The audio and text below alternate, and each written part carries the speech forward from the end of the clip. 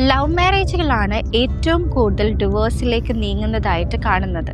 അതിന് കാരണം എന്താണെന്ന് വെച്ചിട്ടുണ്ടെങ്കിൽ, പ്രണയത്തിൻ്റെ ഇനീഷ്യൽ ഫേസിൽ രണ്ട് പേരും ഒതൻറ്റിക് ആയിട്ട് നിൽക്കാണ്ട് അവരുടെ ഏറ്റവും നല്ല ഫേസ് ആയിരിക്കും പരസ്പരം കാണിച്ചിട്ടുണ്ടാവുക. അതൊരു വിവാഹ ജീവിതത്തിലേക്ക് കടക്കുന്ന സമയത്ത് 24/7 കണ്ടു തുടങ്ങുമ്പോൾ അതായിരുന്നില്ല റിയാലിറ്റി എന്ന് മനസ്സിലാക്കി തുടങ്ങുന്നിടത്ത് പ്രശ്നങ്ങൾ ഉടലെടുത്ത് തുടങ്ങും. ഓരോ പ്രണയബന്ധത്തിലും ഒത്തിരി എക്സ്പെക്റ്റേഷൻസും ഡ്രീംസും ഉണ്ടാവും. നമ്മുടെ സൊസൈറ്റിയിൽ മാരേജ് എന്ന് പറയുന്നത് ഒരു റെസ്പോൺസിബിലിറ്റി കോൺട്രാക്റ്റ് ആണ്. അത്രയും നാൾ ഒരു റെസ്പോൺസിബിലിറ്റീസും എടുക്കാണ്ട് പ്രണയത്തിൻ്റെ മധുരം മാത്രം ആസ്വദിച്ച് നടന്ന ആൾക്കാർ ഈ റെസ്പോൺസിബിലിറ്റീസൊക്കെ വരുന്ന സമയത്ത് അത് അവർക്ക് എടുക്കാൻ തന്നെ വളരെ ബുദ്ധിമുട്ടായിരിക്കും.